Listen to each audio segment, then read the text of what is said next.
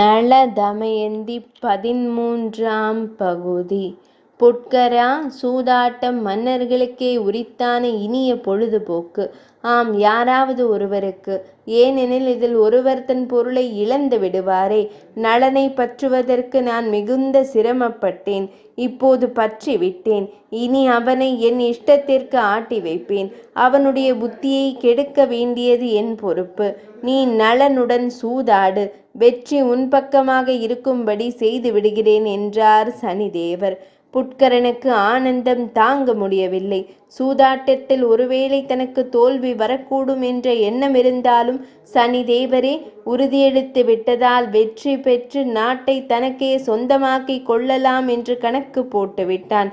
சனிதேவரிடம் அனுமதி பெற்று நெய்தல் நாட்டிலிருந்து தனது காளை வாகனத்தில் ஏறி புட்கரன் நெடத நாடு நோக்கி சென்றான். திடீரென அண்ணன் முன்னறிவிப்பின்றி வந்தது கண்ட நளன், அண்ணா, திடீரென வந்துள்ளாயே, ஏனோ என்று கேட்டான். நளனே, நான் உன்னோடு சூதாடுவதற்காகவே இங்கு வந்துள்ளேன். உனக்கு அதில் ஆர்வமில்லாமலா இருக்கும்? மன்னர்களுக்கே உரித்தான விளையாட்டுதானே இது. கொஞ்சம் புத்தி வேண்டும். புத்தி இல்லாதவர்களுக்கு மட்டும் இது ஒத்து போகாது. நீதான் மகா புத்திசாலியாயிற்றே என்று சற்று பொடி வைத்து பேசினான். ஒருவேளை நளன் மறுத்தால் அவன் புத்தி கெட்டவன் என்று சொல்லலாமே என்பது புட்கரன் போட்ட கணக்கு. அவனது கணக்கு தப்பவும் இல்லை. சரி அண்ணா, அதற்கென்ன, விளையாடிவிட்டால் போகிறது என்று ஒப்புதல் அளித்து விட்டான். இதை கேட்ட அமைச்சர்கள் அதிர்ச்சி அடைந்தார்கள். அரசருக்கு ஏன் இப்படி புத்தி போயிற்று? இந்த புட்கரன் கொடிய எண்ணத்துடன் வந்துள்ளான் என்பதை நளமகாராஜா புரிந்து கொள்ளவில்லையே. இந்த தேசத்தை காப்பாற்றுவது நம் கடமையாயிற்றே.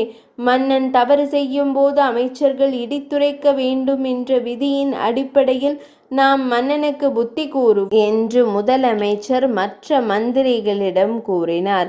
அவர்கள் நளமகாராஜாவை அணுகினர். அரசரே, தாங்கள் அறியாதது ஏதுமில்லை. இருப்பினும் தாங்கள் புட்கரனுடன் சூதாடுவது கொஞ்சமும் சரியில்லாதது. இந்த உலகத்தில் 5 செயல்களை மிக மிக கொடிதானது என்றும் உயிரையும் மானத்தையும் அழித்து விடக்கூடியது என்றும் பெரியவர்கள் கூறி வைத்திருக்கிறார்கள். அடுத்தவன் மனைவியை விரும்புவது, பொய் கூறுவது, மது அருந்துவது, ஒருவன் இன்னொருவனுக்கு செய்கிற உதவியை கெடுப்பது, குறிப்பாக ஒருவனுக்கு பண உதவி செய்வதை தடுப்பது, சூதாடுவது ஆகியவையே அந்த பஞ்சமா பாதக செயல்கள். நீங்கள் சூதாட ஒப்புதல் அளித்தது எங்களை மிரளச் செய்திருக்கிறது. ஏதாவது காரணம் சொல்லி அதை நிறுத்திவிடுங்கள்.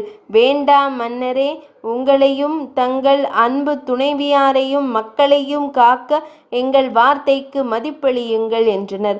ஒருவன் நல்லவனாக இருந்தாலும் அவனுக்கு கெட்ட நேரம் வந்துவிட்டால் யார் என்ன கூறினாலும் கேட்க மாட்டான். அது மட்டுமல்ல, புத்தி சொன்னவர்களுக்கும் தொல்லை செய்ய தொடங்கிவிடுவான். நளன் புத்தியை கெடுப்பது சனிதேவர் இல்லையா? அவனுக்கு இந்த புத்திமதி ஏறுமா? அமைச்சர்களின் சொல்லை அவன் கேட்க மறுத்துவிட்டான். இதைத்தான் இவன் தலையில் சனி ஏறி நின்று நடனமாடுகிறான் என்று வேடிக்கையாக குறிப்பிடுவார்கள். அமைச்சர்கள் அவனது அமைதியை கண்டு பயந்து அரசருக்கு இன்னொரு முறை அறிவுரை கூறினார்கள்.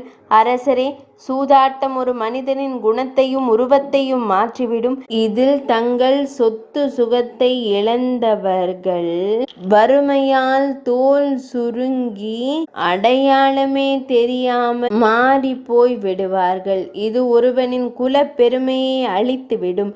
பணம் போய்விட்டால் தர்ம சிந்தனை குலைந்துவிடும். சமுதாயத்தில் ஏழை எளியவர்கள், வாழ தகுதியற்றவர்கள் கூட மானம் போகிற மாதிரி பேசுவார்கள். இதுவரை உறவுக்காரர்களாக இருப்பவர்கள் நம் செல்வமின்மை கண்டு ஓடி ஒளிந்து கொள்வார்கள். அவர்கள் இடையே உள்ள நல்லுறவு அழிந்துவிடும். அது மட்டுமல்ல, அரசே, பகடைக்காயை கையில் எடுப்பவர்களும் விலை மாதர்களிடம் சுகம் தேடி அலைபவர்களும் வஞ்சக எண்ணங்களுக்கு இடம் கொடுப்பார்கள் என்று நம் முன்னோர் எழுதி வைத்துள்ளனர். நாங்கள் கூறுவதை நீங்கள் சிந்தித்து பாருங்கள் என்றனர். நளனுக்கோ இவர்கள் கூறியதை கேட்டு ஆத்திரம் அதிகமானது. அமைச்சர்களே, உங்கள் புத்திமதி எனக்கு தேவையில்லை. நான் புட்கரனுடன் சூதாடுவதாக ஒப்புதல் அளித்து விட்டேன். இப்போது வேண்டாம் என்றால் மட்டும் என் மானம் மரியாதை போகாதா? நடக்கப் போவது நல்லதோ கெட்டதோ அதை ஏற்க நான் தயாராக இருக்கிறேன். நீங்கள் யாரும் எனக்கு எதுவும் கூற வேண்டாம். செல்லுங்கள் இங்கிருந்து என்று கோபமாக கத்தினான். விதியை மாற்ற யாரால் இயலும் என்ற அமைச்சர்கள் அங்கிருந்து புறப்பட்டனர். உண்மைதான், ஒரு சமயம் அந்த பெருமாளையே விதி விரட்டி அடித்ததாம். அது என்ன? 13ஆம் பகுதி நிறைவடைந்தது.